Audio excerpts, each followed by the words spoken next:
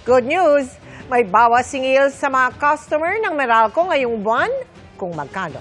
Alamin sa pagtutok ni Sandra Aguinaldo.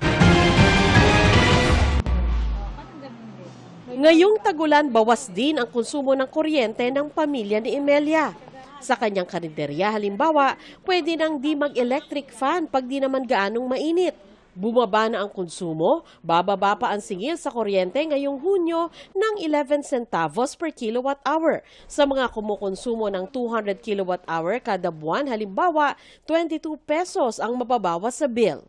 Ang dahilan ay ang mas mababang generation charge kung saan ito ay nasa 11 centavos ang reduction. Masaya kasi syempre mababa at saka nakakatipid. Pero sa totoo lang, kasi nga pag medyo tag-ulan, mahina din ang benta.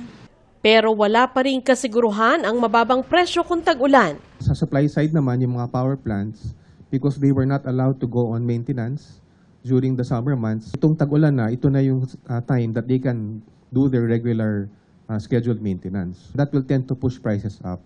So kailangan natin makita yung balance ng dalawa.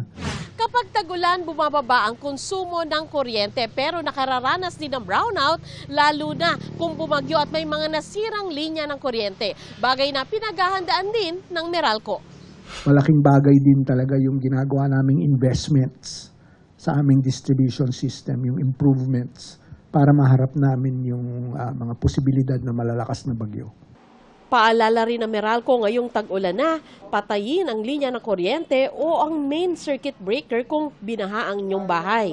Ipasuri sa lisensyadong technician ang mga saksakan at wiring kung hindi tiyak ang kondisyon nito at siguruhin hindi basa ang inyong kamay kapag humawak sa kable ng kuryente. Para sa GMA Integrated News, Sandra Aguinaldo, nakatutok, 24 oras.